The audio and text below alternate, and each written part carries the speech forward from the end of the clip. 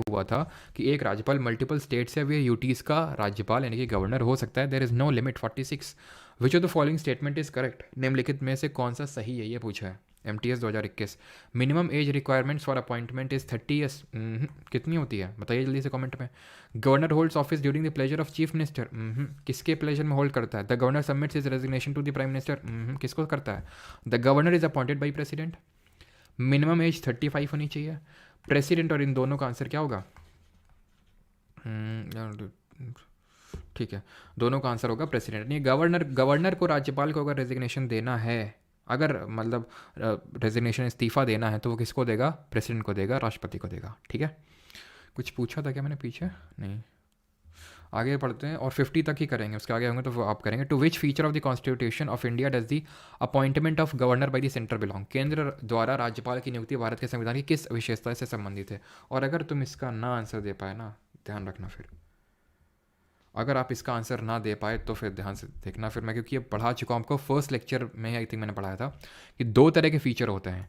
एक होता है फेडरल फीचर, एक होता है यूनिटरी फीचर। फेडरल फीचर वो फीचर होता है जहाँ पे सेंटर और स्टेट्स के बीच में इक्वल पावर का डिवीजन होता है। ठीक है, यूनिटरी में वो होता है जहाँ पे सेंटर के पास ज़्यादा पावर जा रहे हों। और हमने यूनिटरी फीचर्स ऑफ दी जो हमारे कॉन्स्टिट्यूशन में, वो ज़्यादातर फीचर्स हमने किस कंट्री के कॉन्स्टिट्यूशन से लिए आप बताएंगे?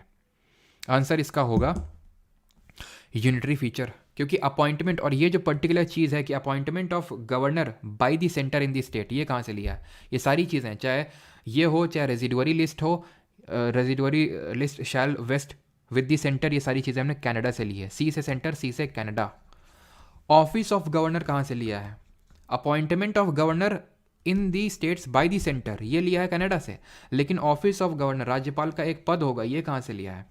ये हमने वहीं से लिया जहाँ से हमने संविधान का अपना मूल ढांचा लिया, ज़्यादातर चीज़ें हमने वहाँ से ली, and that is government of India act 1935, 1935 का जो एक्ट है। तो ये चीज़ मैं बहुत अच्छे से आपको समझा चुका हूँ कि कौन सा फेडरल फीचर होगा, कौन सा यूनिटरी फीचर होगा। CPO 2023 में देख लिए, पूछ लिया गया 5 अक्टूबर को मॉर्निंग वाली शिफ्ट में।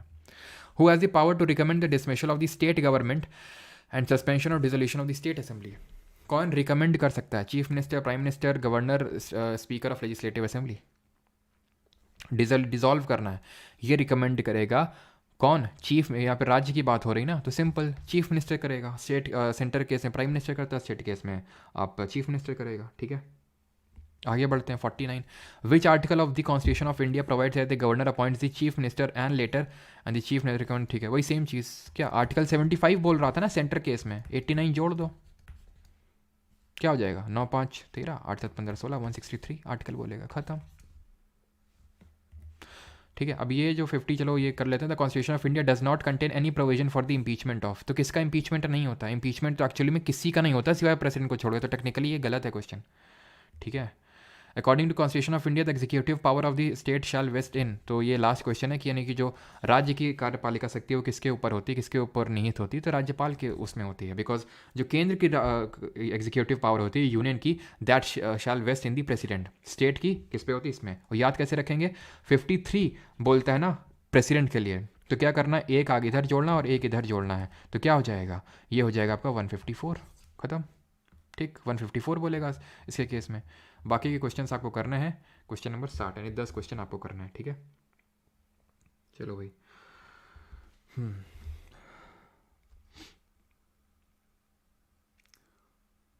अब जिसके जो डाउट होंगे तो पूछ लेगा।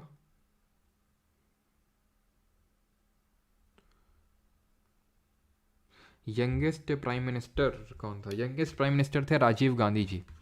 वैसे अगर आप इंडिया की बात कर रहे हैं तो राजीव गांधी, और अगर आप ओवरऑल बात कर रहे हैं पूरे विश्व की तो फिर वो सना मारिन है हमारी। ठीक है, सना मारिन आई थिंक वो बनी थी, एग्जैक्टली तो मुझे नहीं पता है, लेकिन वो ही है आई थिंक, सना मारिन। ठीक है,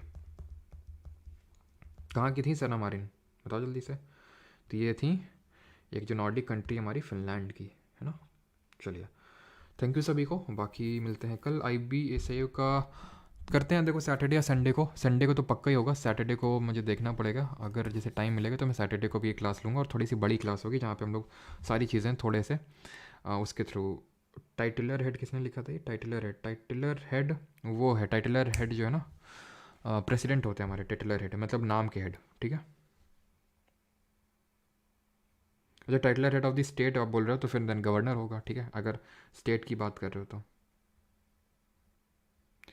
तो देखते हैं अगर पॉसिबल होता है तो, है ना, करते हैं फिर। जो नॉमिनल हेड होता है वही टाइटलर हेड भी होता है।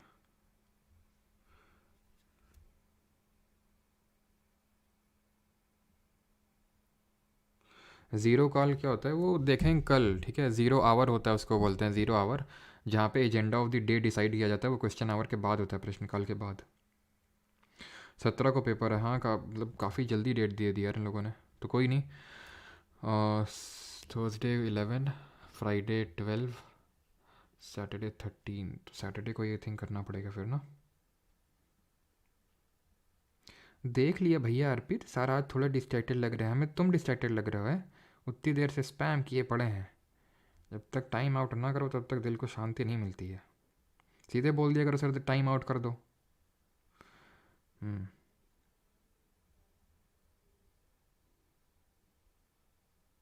क्वेश्चन 49 क्या दिक्कत है क्वेश्चन 49 में, कुछ प्रॉब्लम है क्या? अच्छा सॉरी